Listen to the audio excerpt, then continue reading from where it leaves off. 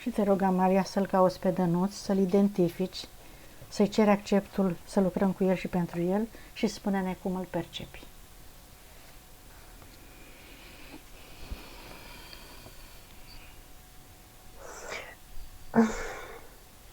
L-ai găsit? Da, l-am găsit, l-am atins, l-am recunoscut. Este la o gârlă, umple saci de nisip și după aceea urcă, foarte abrupt urcă, să-și construiască un castel pe un deal foarte înalt ca să poată să vadă lumea, să se ridice peste lume ca să nu-i mai audă supărarea, văicăreala. Vreau frumos, exact așa îmi spune, răspicat. Îmi place frumosul, vreau frumos. Nu pot să mă bucur de frumos, nu am timp să mă bucur de frumos. A venit momentul să se elibereze, înseamnă și să accepte și partea frumoasă a vieții, da? Înțeleg. A venit momentul să-l învăț cum naiba să stea nisipul ăsta în formă de castel, pentru că el pune nisip ca să zidească castelul și la primul vânt tot nisipul pică. Și atunci am spus eu, da, din nisipul ăsta lipsește cimentul. Sau există și alte materiale mai solide. S-a uitat din jur prejur și a zis că n-are, nu dispune de ciment aici, vede doar pietre. Și mi-a arătat așa pe marginea gârlei și zice, din pietrele astea nu e bună niciuna? Și zic, da, cred că ar fi bună, zic, dar tot îți trebuie ceva ca să le sudezi între ele sau trebuie să fii prea priceput ca să le pui să stea.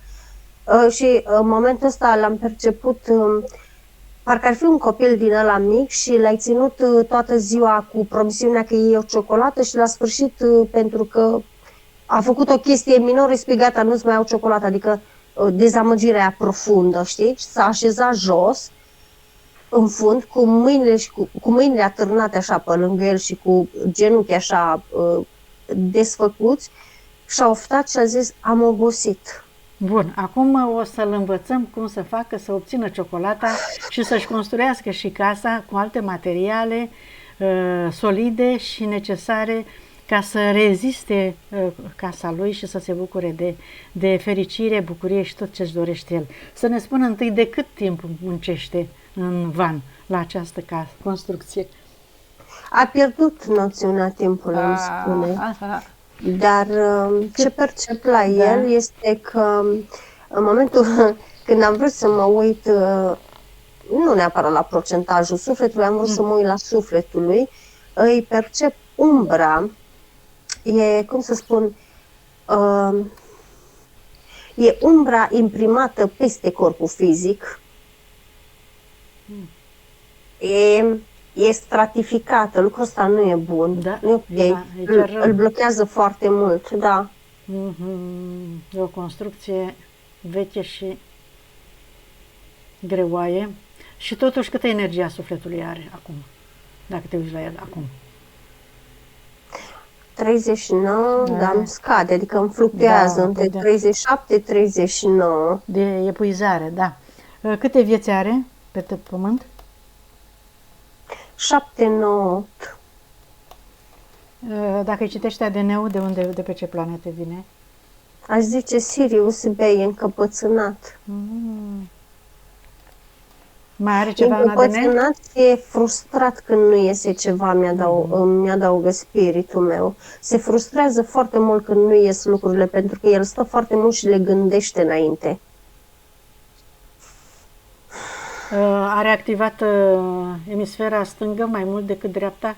Sau energia masculină mai mult decât feminină? Sau este mai mult pe masculin, da? Este mai mult pe masculin, dar ca și emisfere, cum să spun, n-aș zice că una e activată prea mult, aș zice că funcționează pe rând. Deci nu funcționează concomitent, dar una mai mult ca cealaltă. Deci la ce mi-arată aici, funcționează pe rând. Da. Asta îi provoacă foarte multă confuzie, adică mi-arată chestii din astea, cum el s-a gândit la plan, adică el în mintea lui planul trebuia să iasă perfect când să le pună pe hârtie și îl văd așa izbucniri din astea. Cum mamă, și aruncă toate actele, știi? Că mie mi-e ieșise și trebuia să fie așa și trebuia să fie așa și trebuia să fie așa, știi? Dar aici este desincronizare de sinapse. Da. Da. Și aici trebuie să-i lucrăm la final. Și la echilibrarea emisferelor și la sincronizarea sinapselor. Și acum că tot continuăm, percep că tot trece în supraveghere niște reptilieni. Tot trec pe acolo, știi? Nu stă. E ca și când trec, dar când trec e fix cu ochii la noi, știi? Se deschide un portal, trece unul, dar în timp ce trece către celălalt portal, se uită la noi, știi? Și mai trece câte unul și mai trece câte unul. Și faza e că apare când foarte aproape, apare când foarte departe, știi? Și nu-mi dă senzația că este același reptilian, adică la cum îi percep energia, nu trece aceeași energie de reptilian, deci clar sunt mai mulți. Da. Bun. Păi să se udă. Și o chestie cu elementali, iar. Da, o chestie cu elementali și da, într-adevăr, uite, acum mă uit, mă duc în spatele lui și mă uit, este un cordon sub papă în centrul puterii lui, dar care se duce atât la persoanele în viață, da, cele care le-a cunoscut, inclusiv la afacere, cât și la transgenerațional, dar percep că se duce la transgenerațional matern. Matern. Adică hrănește transgeneraționalul prin locul unde zice că are dureri? Cu energie, puterii?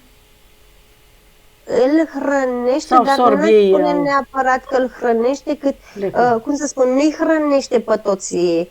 Se duce, șerpuiește, se duce, stai că spun exact și a câta generație. A 17-a generație în spate. Wow.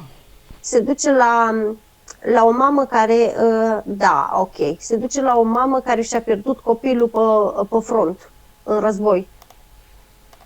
Militarul. El era militarul, da? Da. Bun, hai să mergem acolo, Amalia, să-și ia energia de acolo și după aia începem să lucrăm, da? Da. Hai.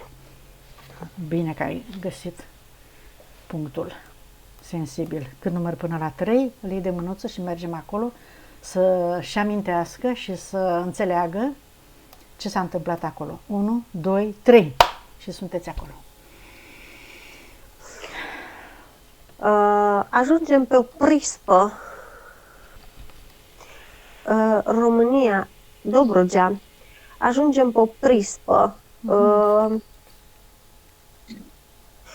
O femeie bătrână stă și plânge, are o batistă în mână, dar o mângâie și plânge, o mângâie și plânge, o mângâie și plânge, știi? Și are ca un fel de, cum să spun, am crezut că stă pe un scaun de ăsta care se dă față-spate, dar nu e așa, să leagă ea de durere, știi? Față-spate, față-spate. Batista asta este batista soțului care i-a dat-o copilului, dar ambii sunt plecați în război. De 7 ani sunt plecați în război, niciunul nu s-a întors. Adică soțul și copilul? Da. Și tot stă și se gândește la ei și tot stă și se gândește la ei și, cum să spun, văd că se roagă foarte mult pentru băiat, măcar, să-i se întoarcă băiatul. Dar în momentul în care văd că ea se roagă și plânge pe Batista asta să-i se întoarcă băiatul, Dănuț m-a apucat de mână și m-a strâns așa, știi? Și mi-arată în fața ei ca un fel de hologramă fix cu a ăstuia, cum îi spunea, militarului care l-am văzut astăzi. Deci, cum să spun, e îmbrăcat în uniformă militară, orbecă e cum ar veni printr-o poiană, deal, pădure, caută, nu știe ce caută, are pușca pe umăr, dar spiritul meu îmi spune că are amnezie, nu știe încotro se duce, practic se învârte în cerc. Și e, cum să spun, e atât de slăbit și de bolnav, are o infecție la picior, băiatul ăsta, încât sfârșește prin a fi cum îi zice, sfâșiat la un moment dat că nu mai poate să meargă, de coioți. E atacat de coioți și mâncată, nu? Da, da, da, El era, da? da. Și celălalt? Ce era, copil sau tată? Sau soțul? Celălalt era soțul, dar nu l-am văzut soțul, nu mi-l arată pe soț. Deci el a fost copilul bătrânei, da? Înțeleg? Da. Cel care a murit sfârșit de coioți. Bun. Îl văd că mi-arată la picior și la șold. Tot mi-arată ca un fel de crampă, tot mi-arată ca un fel de... dar îl percep, cum să spun, pe Dănuț aici cu mine, nu-l percep. E milă de mama lui. Simte o durere extraordinară pentru mama lui, nu pentru băiatul de acolo. Adică, ok, s-a întâmplat chestia aia, ok, a murit, dar femeia asta îți sfâșie, e sfâșietoare suferința ei. Da. Și el se gândește la ea, da? Și simte o durere. Holograma respectivă mi-arată când s-a, cum îi spune, când s-a format cordonul. Pentru că ea tot se gândea la el. Ea tot se gândea la el, ea tot îi dădea energie, ea tot îl căuta energetic, știi? Bun, și au sfârșit în această suferință, pe aceste emoții amândoi. El într-o parte, ea într-o parte, da?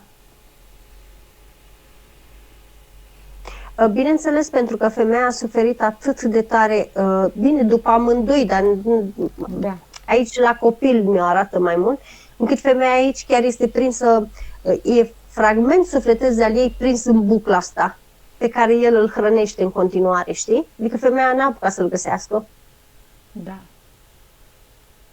Cu câte vieți în urmă s-a întâmplat? 17 generații. Așa ai spus, cu 17 vieți în urmă, iată, de atunci el hrănește pe cordonul respectiv nodul creat atunci prin această suferință. Și... Da, și deci asta una la mână, că hrănește acolo, pentru că acolo mama are un aspect de suflet, ți-am zis că în continuare tot îl caută pe copil.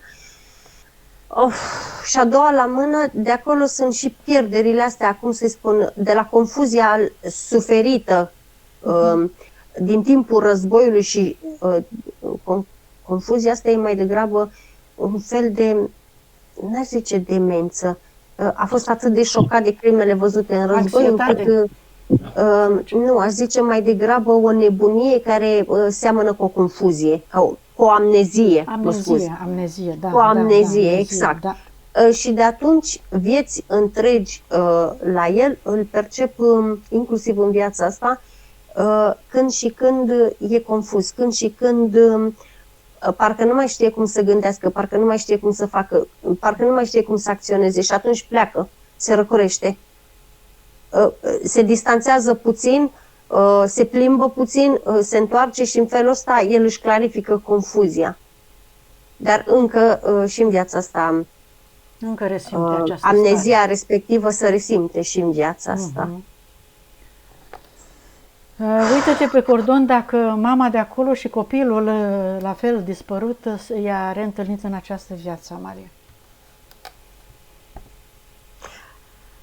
Cum adică copilul dispărut e el? Bun, soțul atunci. Și Tatălui. Tatălui, soțul bătrânei, mă rog, soțul tatălui și mama. Tatălui din viața respectivă. Și mama care a suferit. Mama nu. Mama nu o reîntâlnește, nu? Nu.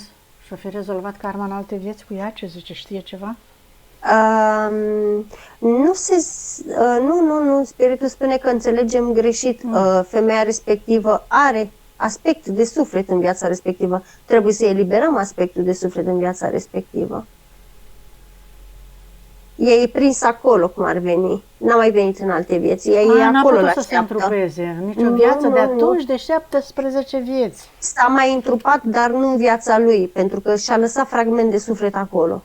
Da, restul sufletului s-a desprins și și-a văzut de treaba ei mai departe, dar procentul ăla rătăcită tare, da. Hai, oricum, trebuie să o eliberăm, sigur că da.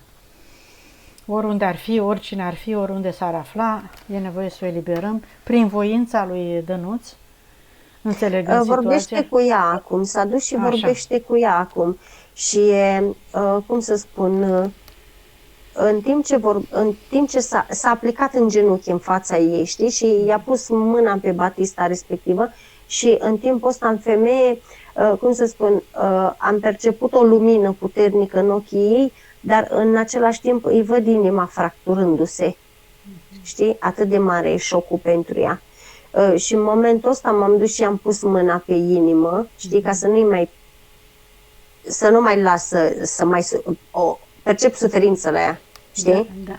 Și i-am cerut permisiunea spiritului meu să pot să-i cos inima la loc ca să poată să se bucure de momentele astea.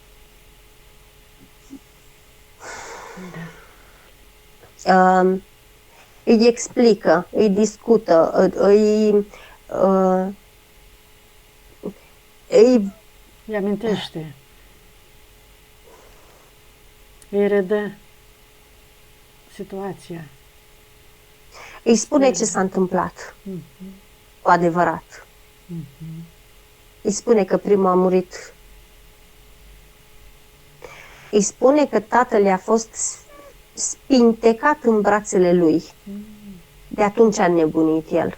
Pentru că n-a putut să-și salveze tatăl. Ba mai mult de atât, pentru simplu fapt că s-a băgat să-l salveze, mi-arată cum tatăl era jos, el îl ținea în brațe cum ar veni și în momentul când au venit ăștia cu niște topoare, dar nu topoare, mai degrabă ca o bardă arată, i-a spintecat pieptul, văd că el și-a băgat piciorul drept, să-l apere cu piciorul drept și atunci i-a dat și lui în zona gleznei și de aia s-a infectat. Dar, cum să spun, atât de atroce a fost pentru el momentul ăla încât a nebunit, efectiv. Câtă durere și câtă suferință. Bun, să mai rămână să-și explice, să-și înțeleagă suferința, să-i spună și de faptul că e vorba de trecutul, care acum este necesar să înțeleagă și să se ierte, să se accepte tot ce s-a întâmplat. Da, nu-i spune chestia asta. Percep că spiritul meu și-a luat o formă, cum ar veni, o hologramă umană.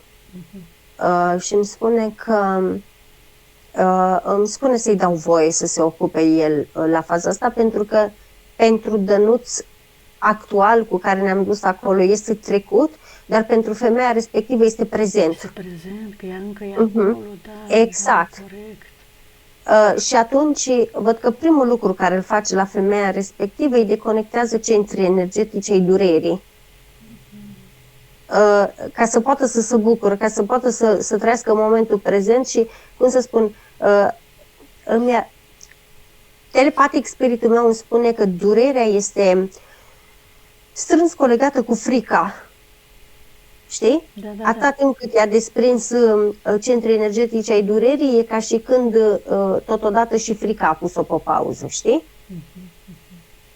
Și tot îi dă informații, percep că îi transmite pachete de informații, știi? Pentru că acum, nemai simțind durere și frică, poate să le proceseze altfel.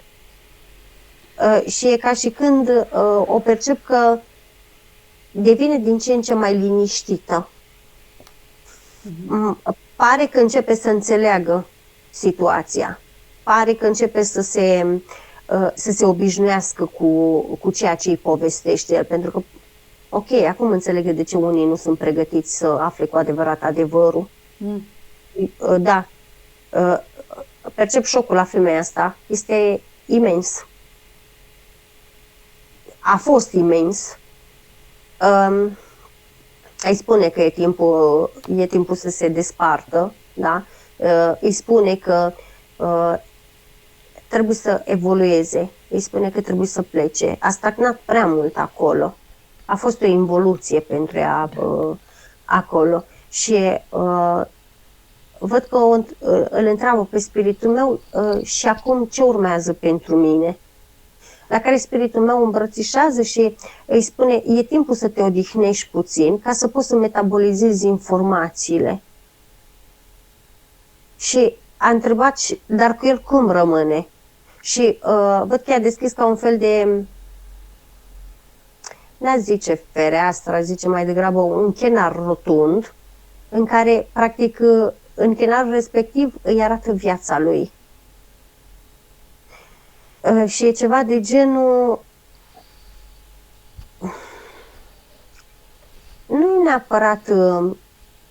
nu e neapărat nemulțumită, cât e tristă. E singur, o aud că spune. Și aici e singur, o aud că spune.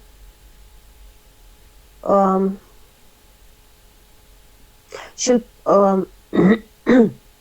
am perceput că în momentul ăla ea s-a plecat către el și a spus, promite-mi că te vei descurca. Și în momentul ăla spiritul meu i-a zis, nu e cazul de promisiuni, fără promisiuni. Nu e ok să-ți promită lucrul ăsta, pentru că și el mai are de învățat, și el mai are de evoluat, și el mai are alegeri de făcut. Doar că percep că îi arată prin semne, nu spune cu voce tare sau de dănuț, dar îi arată femeii care pare să-l înțeleagă pe spiritul meu mai bine ca mine acum, că a început să-și întoarcă privirea către inimă, adică a început să-și întoarcă privirea către el, a început să facă căutări. Dar ca el să facă căutările astea, l-a costat fericirea în viață, cum ar veni, știi? Căutările astea, Dănuț trebuia să le înceapă mai de mult. Dănuț a început căutările astea când mi-arată că n-a mai avut pământ sub picioare, nici cracă, nici copac, nici nimic, când era pur și simplu în aer. Exact. Și acum percep că spiritul meu i-a spus de ce a trebuit să aștepți atât de mult ca să ajungi în situația asta. Și l-am auzit pe Dănuț ridicând așa din numeri ca și când n-am știut ce să fac, n-am avut pe nimeni. La care spiritul meu îi spune, ba da, ai spiritul tău, doar că n-ai știut de el. Uitați și atunci am intervenit eu și am spus, da, știi foarte bine cum suntem în materie cu religia impusă, ne bazăm pe îngeri, mai Sfinți, pe Dumnezeu și uităm de spirit și de suflet. Exact. Atașamentul dintre ei vreau să-l observe și să-l dizolve, să nu mai depindă unul de altul, se eliberează fiecare în parte, pentru că ei sunt creați ca să se descurce liberi fiecare. Ne ajutăm reciproc, dar fără atașamentul unul față de altul. De la inimă și de la stomac, da, e un cordon foarte gros care unește atât inima cât și stomacul amândorura. Asta trebuie să-l dizolve cu iubire, cu înțelegere și cu acceptare. Și chiar dacă se vor mai întâlni, n-au nevoie de acest cordon de atașament, pentru că nu le aduce nimic benefic. Nu se vor mai reîntâlni. Deci s-au încheiat. Da, momentul ăsta este karmă încheiată între ei doi, pentru că el a conștientizat lucrul ăsta și a salvat situația, doar că spiritul tău îmi explică acum, pământul trece printr-o tranziție atât de mare, încât cine pleacă acum, practic, pleacă să se salveze, ca să nu rămână prinși în densitatea asta, să fie nevoit să intre în roata șoricelului din nou la karmă.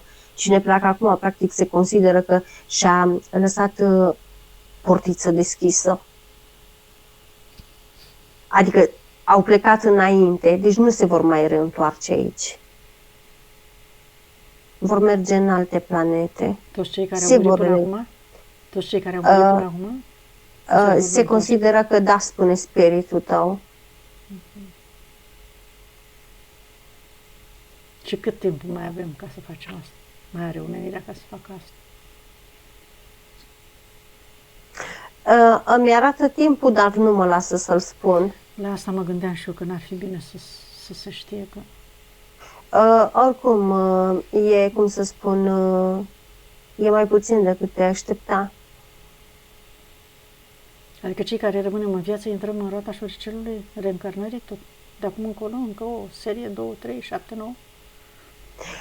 Nu neapărat, se face diferența între conștientizările făcute. Noi acum avem conștiința, unii dintre noi, nu toți, avem conștiința de a alege, avem conștiința de a discerne.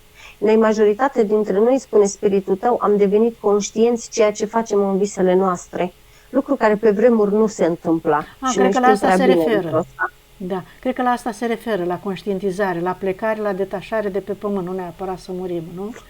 La conștientizare, la înțelegere, la trezire, ca să nu ne mai întoarcem aici. Nu se referă la moarte. Nu. Deci, acum, cum să spun, îmi arată conștiința pământul alt, dar nu, asta nu înseamnă că este neapărat cataclism. Există și linie probabilă de cataclism, dar nu, pe linia pe care suntem acum e ceva de genul, într-adevăr se alege grâul de neghină, dar se alege grâul de neghină în sensul că neghina rămâne neghină și grâul înflorește. Și se ridică, crește. Dar ridicatul ăsta înseamnă în perspectivă, înseamnă în emoții, în frecvență. Da. Deci este timpul să ne trezim și cine se trezește are șanse, are o portiță, zice. S-au trezit deja destul de mulți. Da, deci despre asta e vorba, da? Despre trezirea spirituală, emoțională, mentală. Spiritul tău zice, hai să nu mai numim trezire spirituală, că ceva de genul ați făcut de râs și spiritualitatea, exact așa a zis. Cum am putea să o numim pe limbajul minții noastre? Trezirea conștiinței sau trezirea individului, preferă spiritul tău să spună. Puteți să spuneți trezirea mea sau adevărul meu. M-am trezit la realitate, din minciună, poate. Că am trăit în minciună cu toți. Din iluzie. Într-o iluzie. Adaugă el. Iluzie, da, bine. Mai bine. Mai frumos, iluzie. Și acum percep că spiritul meu a luat-o pe femeie și a luat la revedere, a luat-o și o duce într-un portal, nu duce în sursă. O duce într-un portal. Mi-a spus, mă voi ocupa eu de ea și mă voi întoarce. Și el a plecat cu ea și spiritul tău, acum văd că îmi dă instrucțiuni, să închizi și să sigilezi portalul, să șterg energia și să ne aduc înapoi pe portal încoace. Și exact asta fac și văd că îmi place foarte mult cum reacționează spiritul tău, să uită în spate, să vadă închid portalul conștient în urma noastră. Nu mai pe mine nu mă atenționează să fac chestiile. Da, glumesc, mintea mea adormită. Nici nu o face și spune că mi-aduce aminte la sfârșit. Pentru că spune că de fiecare dată când a vorbit cu tine în mod direct, ți s-a părut că nu-l auzi. Sau ți s-a părut că spune exact ce ai fi vrut tu să spună. Tocmai de aceea te învață un glitch. Glitch? Secret. Glitch, auzi? Ok. Mai învățăm și noi termenii. Spune că a început să-și asezoneze limbajul după al meu. Deci ai înțeles ce a zis, da? Da, dar mi s-a părut foarte ciudat să aud din gura lui la cât de serios și de înțelept e să spune el glitch. Și râde, știi? El care nu prea râde. Așa. Contracte. Stai numai un pic. Am făcut camera de lucru acum. Da. Așa. Hai să chemăm contractele. Dănuț, îți spui în gândul tău, doresc acum și aici să chem toate contractele, după mine zici, cu toate punctele și subpunctele, cu toate copiile, hologramele, amprentele, scrise, nescrise, doar gândite sau acordurile de orice tip, de orice fel, cu toate entitățile care m-au păcălit, care m-au înșelat, care m-au manipulat, pe care acum pot să le anulez, să le destructurez, să mă eliberez de ele, de toți și de toate. Și când număr până la 3, toate entitățile vor veni în fața noastră, un energetic, bineînțeles, ca să vedem cine sunt și cu câte contracte ai făcut înțelegere. 1, 2, 3. Acum. Sunt prezente. Oh. Multe, hă? Oh. Multe și mari. Nu. Nu. Nu.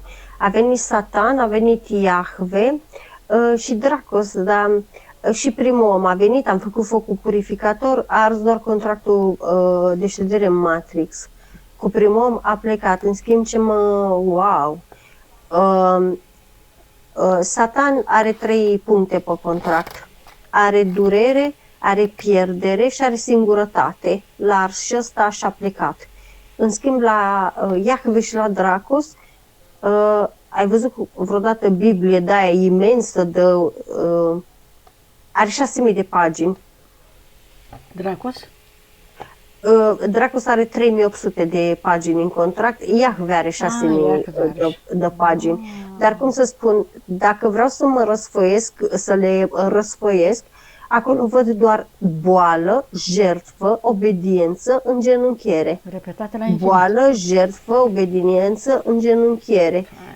Și la un moment dat am dat eu ordin că dacă sunt la fel să se răsfoiască repede. Pe la jumătate mai găsesc și suferință, tristețe, disperare, mânie, conflict, apăsare, sufocare. Și iar mi se repetă astea și se închide. La Dracos în partea asta la altă. Iahve e cu religiile, ca să știi, Dănuț, responsabilul religiilor. Da. Așa, în partea asta la altă avem ură, iar singurătate, strigăt, oftat, milă, confuzie, frustrare, amărăciune. Și astea se repetă toate. Și spiritul tău le-a ordonat să le arunce în focul purificator, să se ardă de scoarță pentru totdeauna. Și subliniem și astea de procedurile de botez, cununie din toate viețile și timpurile religioase prin care i s-a luat energie și care l-a împrentat și a luat urma și așa mai departe și a blocat capacitățile, toate ritualurile de botez și de cununie să se destructureze acum pentru totdeauna. Asta facem, da, și din inimă unde a avut verigheta, percep că, știi că inelarul cu verigheta e practic meridianul inimii, de acolo îi lua energie, din inimă. Ok. Bun, s-au ars pentru totdeauna, s-au destructurat și a recuperat toată energia din toate timpurile și spațiile de la aceste obiceiuri. Da. Greșite și false. Acum, continuăm și vedem ce i-a lăsat în corp, o scanare a Maria, să vedem ce implanturi, ce blocaje, ce emoții avem de eliminat. Până la emoții, acum că s-au ars contractele, ai văzut filmul ăla în care Iisus e crucificat? Și el e crucificat la fel. Într-o viață sau energetic? Nu, energetic, ca și implant.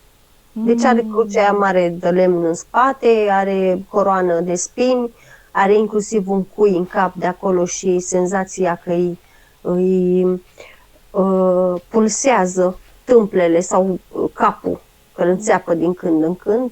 De acolo și durerile care le simte în palme câteodată, de acolo și bătăturile care le-a avut în palme, de la cuiele respective, inclusiv picioarele, gleznele, când se umflă și când își simte picioarele grele, tot de acolo, că e legat cu lanțul de crucea.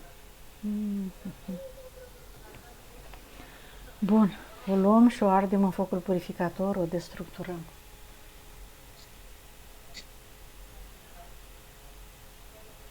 Mă mai auzi, Amalia? Da. Îi mai scoate un sigiliu de la inimă, percep. Ăsta e aparținul Dracos. E un sigil în formă de, hai pe înțelesul nostru să spun semilună, dar e mai complicat de atât. Asta îl făcea lunatic, cum ar veni, în sensul că în momentul când este foarte stresat, nu poate să doarmă, sau și dacă doarme, doar ochii ține închiși. Îi conferă stresul ăla. Frământările alea, stresul. Da, exact. Da. De acolo, inclusiv balonările, o parte din balonări, de aici le percep. Larve astrale în ficat îi percep. Tiroida, cum am spus. Abia acum s-a întors spiritul meu. E bine, e rezolvat.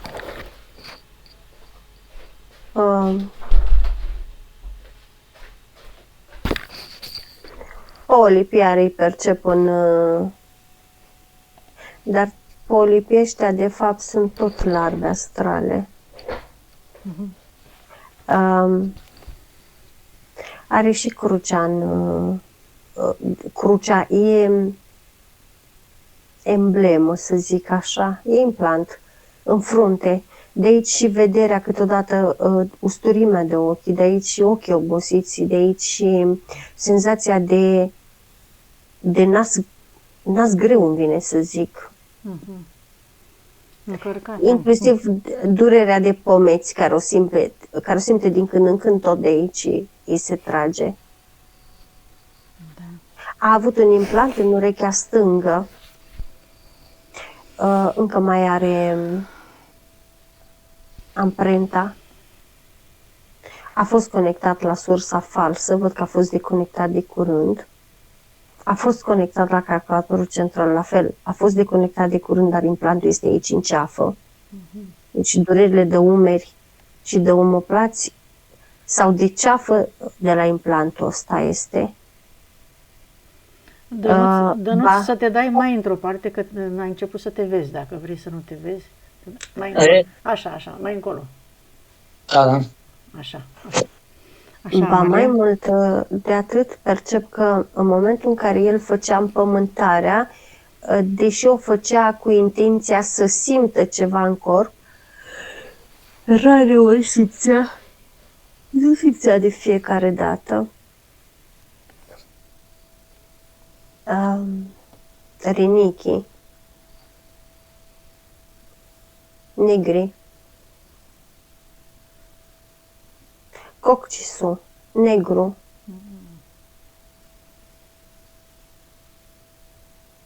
curățăm și eliberăm toată această energie neagră și o destructurăm, o transformăm în lumină, în iubire. Îi șterge acum spiritul meu după spate amprentele unui dezincarnat.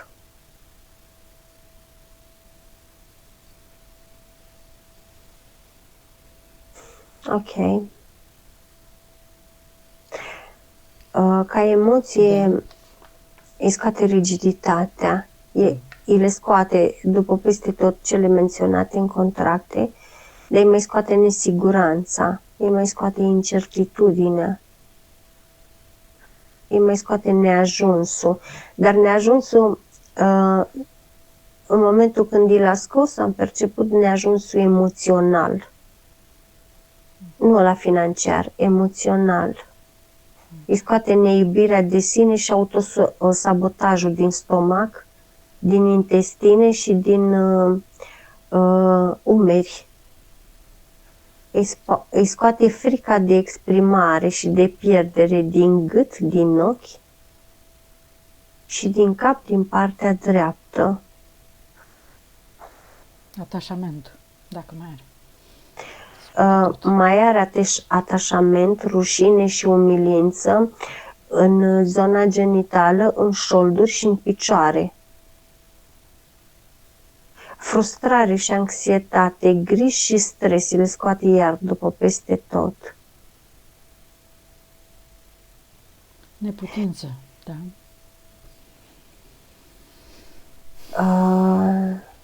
nu-i scoate neputința.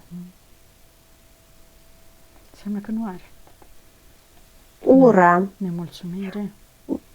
ura Da. i-a scos nemulțumirea. Ura din gât, din inimă și din șoldul drept. Da. Rezistență. Da. Rezistența la schimbare, asuprirea,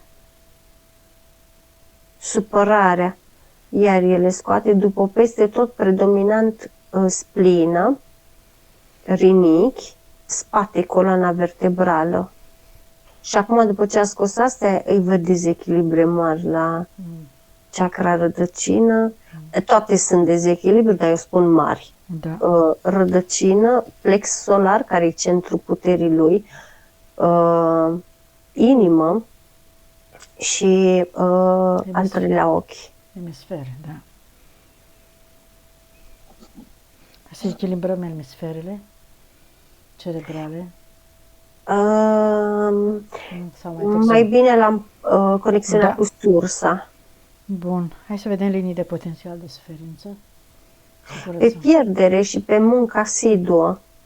Văd că are 2 linii. Curățăm bine toate aceste linii, luminăm, după care Dănuț cu partea lui subliminală își propune să-și îndeplinească toate nevoile, toate dorințele, toate scopurile benefice,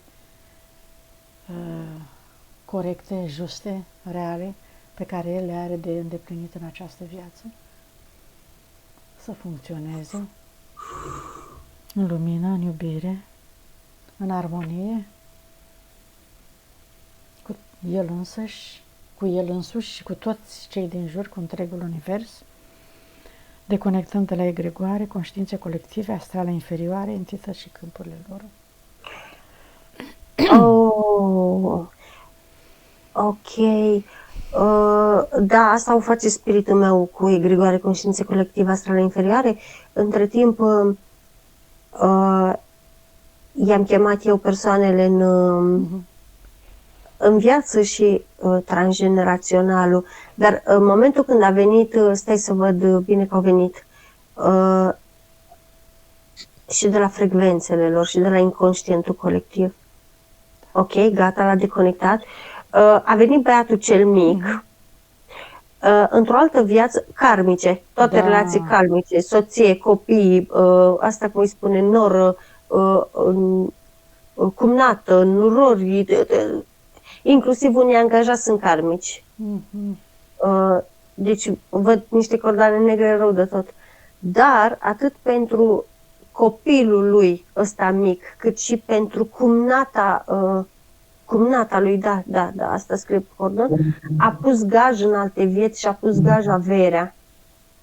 Pentru nora lui, pentru nurori? Da, nu pentru nurori, pentru cumnată. Cumnata, soția fratelui, da. Da, pentru băiatul mic și pentru, asta mi-a arătat, pentru băiatul mic și pentru nuroră, ambii au fost frați într-o altă viață. Și la fel, cum să spun, erau genul ăsta de copii problematici și el la fel, era omul ăsta, cum să spun, bun, muncitor, la fel crease o companie destul de bună, undeva prin, se vorbește un fel de engleză pe aici, ceva de genul. Au jucat la aparate, la casinouri cum ar veni, dar nu e cazinou din ăsta. Cum era înainte, mă rog, un fel de jocuri, da? Jocuri din astea de noroc cum ar veni și cum să spun, pe atunci nu era legea atât de strictă, ceva de genul ai pierdut, nu ți-ai achitat pariul, poți să te omori, poți să te împușc, poți să-ți fac de toate. Și în momentul ăsta el, când află ce-au făcut copiii, el se duce și își pune gaj toată averea. Și începe conform, și-a pus gaj cu amprentă, cu sigiliu, cu contract, cu tot. Da. Corect, știi? Respectivele jocuri de noroc sunt actualele bănci, instituții, ANAF, toate instituțiile le însumează. Corect. și în momentul ăla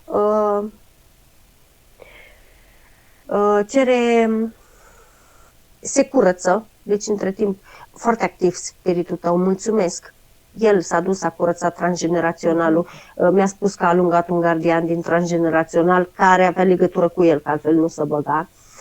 Dar noi suntem atenți, eu cu spiritul meu aici pe partea asta la altă. Spiritul meu a curățat toate cordoanele, dar în schimb spiritul meu a spus că nu, așa ceva nu se poate, pentru că dacă nu se cere echilibrare acum, sau măcar să vedem cum stă, e ceva de genul conform contractului respectiv, el o duce așa vieți la rând.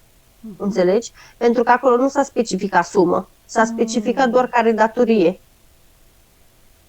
Înțelegi? Și acum spiritul meu văd că cheamă niște ființe,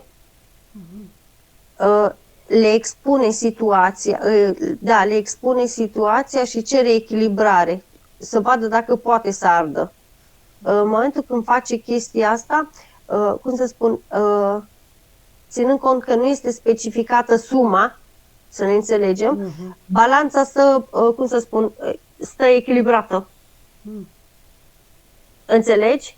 Deci, pentru că nu s-a specificat suma în contractul respectiv, nu are cum să spună că e atât sau că e atât sau că e atât. Dar, în schimb, el poate să demonstreze că vieții întregi a plătit.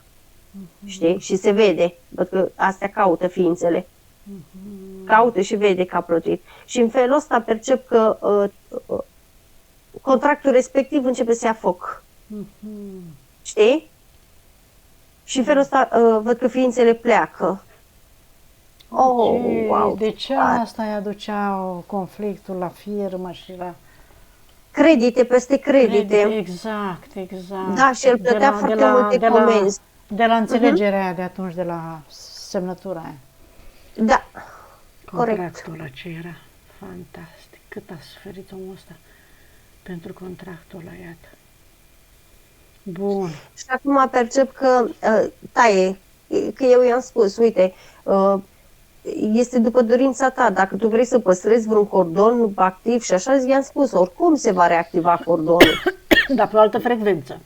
Acum dar trebuie să tăiem frecvența respectivă, că nu-i aduce niciun beneficiu. Exact, le taie pe toate. Și noua lui energie va crea un cordon benefic pentru ambele părți.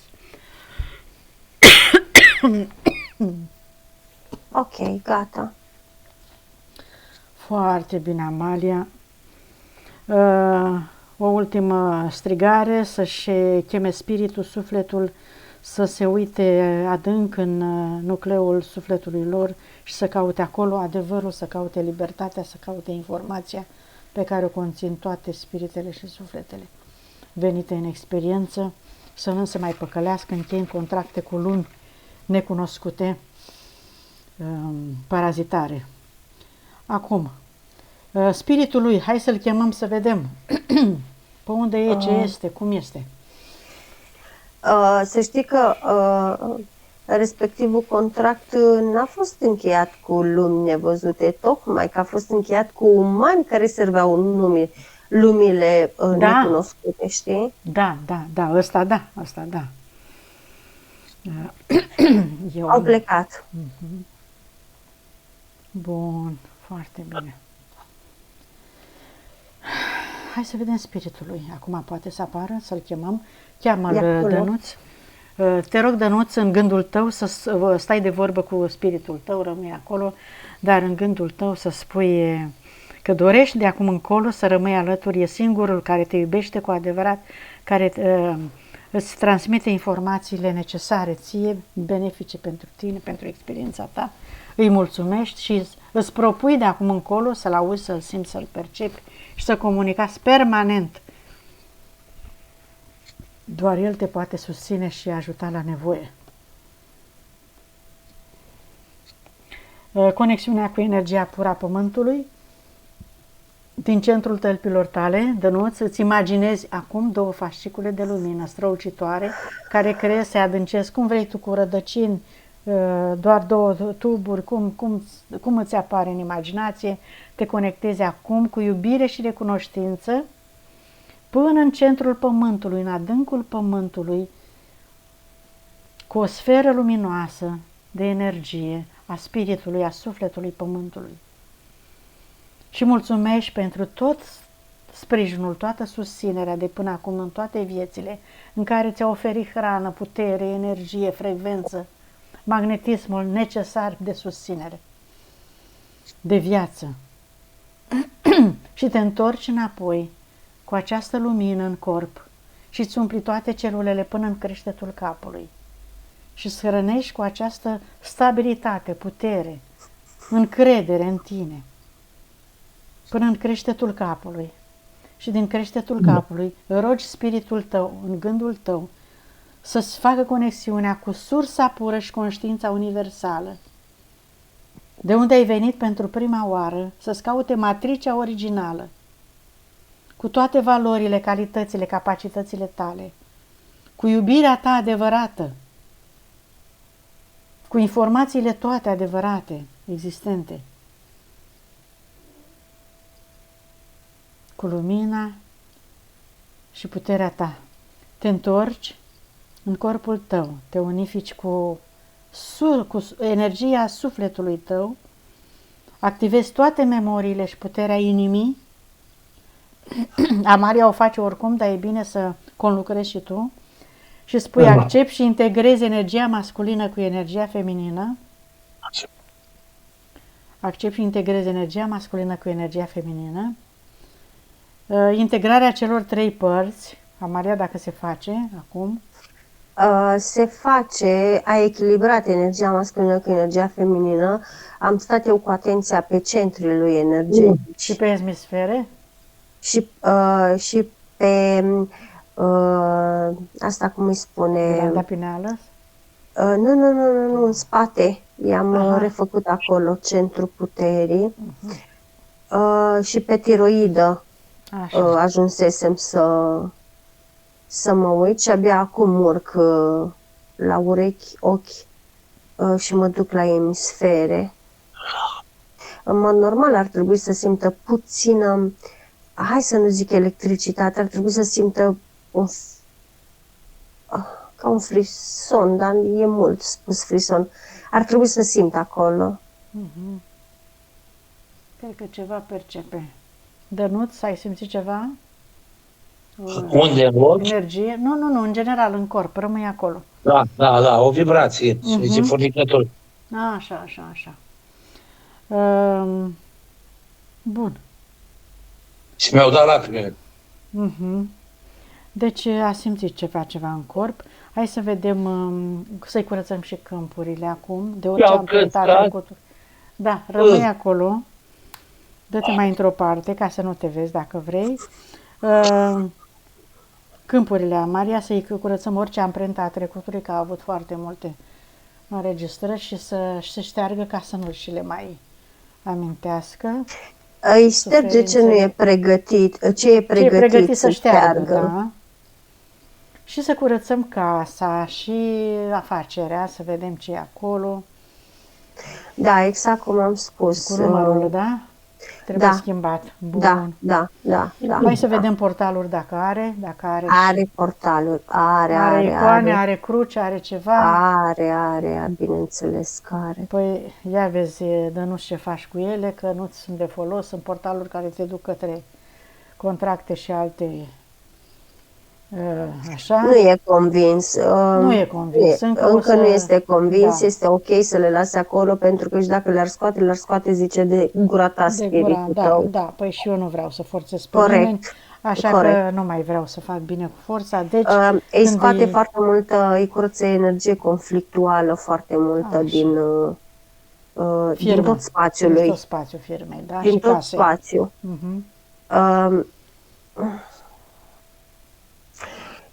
Îi mai scoate niște cordoane de magie, de cordoane venite din afară.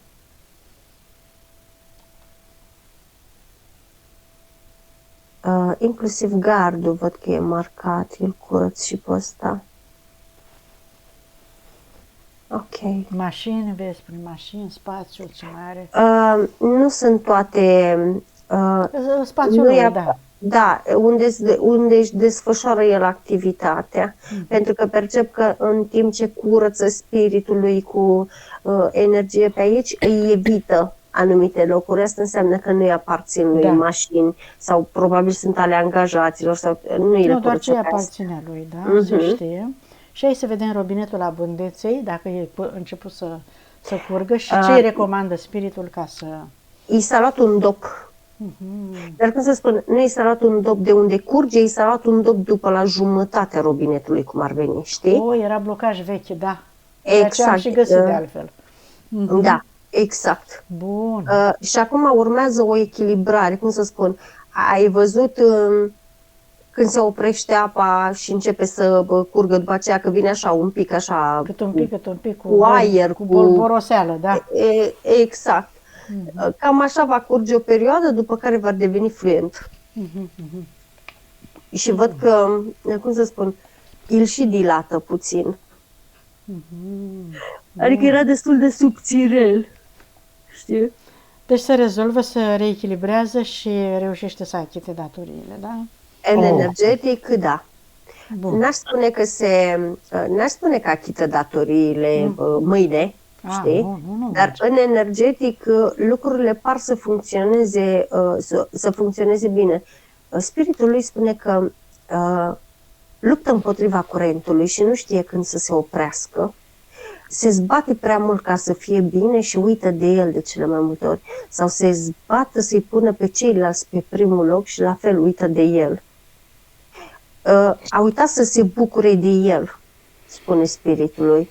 A uitat să se bucure de ce a reușit să construiască până acum. Din toate punctele de vedere, nu ne referim la material. Dănuț. Da, am înțeles. Așa.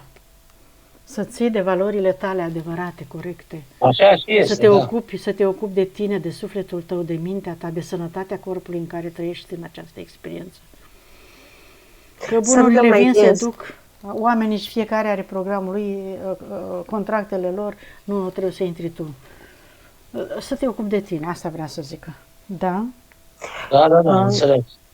Exact lucrul ăsta îi transmite. Să râdă mai des și să vorbească mai des cu inima lui. În piept e puterea lui. Foarte bine. Gata. Cât la sută s-a recuperat energia sufletului? Pentru moment îi arată 100%, dar nu va rămâne așa. Da. Conștientizare? Ei s-a ridicat, să știi, la 79% și îi coboară la 53%. Destul de bine. Destul de bine față de cum era. Da. Și mai ales că a început de curând el să ocupe de sufletul lui, ca să zic așa. Are voință, spune spiritul lui. Asta nu i-a lipsit în viața asta. Are o voință de fier. E mare lucru. E foarte important să ne menținem voința permanent în funcțiune, vie. Conștientizare. Am zis metabolizare câte zile? 8. Bun. Am încheiat. Asta a fost tot, Dănuț. Rămâi acolo că n-am închis înregistrarea și înainte să o închid vreau să-mi spui dacă te-ai regăsit, te-ai recunoscut, ai simțit ceva și cum te simți acum. E vreo schimbare față de început? Cum era este, da. Da, m-am și regăsit în anumite faze și mă simt mai liber. Da. Adică parcă am aruncat ceva din fumul ăla din interior, știți? Greu. Din negrul ăla din interior. Te simți mai ușor? Te-ai mai eliberat de greutăți? Cam de la 1 la 10 sunt undeva la 5. Oh, e perfect. Da. Deci jumătate, numai faptul că ați fost aici, că m-ați ascultat, că m-ați înțeles, multe prispa aia am mai visat-o de nu știu câte ori. Da? De rândul vieții, în ultima parte încoace a anului ăsta și trecut, prispa aia a mai fost și tot am văzut-o, o comparam ca o prispa. Da. Ai văzut câtă nevoie aveai să te întorci acolo, să dezlegi, să înțelegi ca să te eliberezi. Aia am visat-o de multe ori. Ai înțeles, da? Da, Ai înțeles? Bun. Deci ai aruncat povara aia, gata, te-ai eliberat, acum depinde de tine să lucrezi și să rămâi în frecvențe înalte, să te ocupi de tine ca să... Bun, acum te rog dacă îmi dai acceptul de publicare ca să închid și mai vorbim apoi. Vă dau cu drag și vă rog frumos să-mi dați și mie înregistrarea.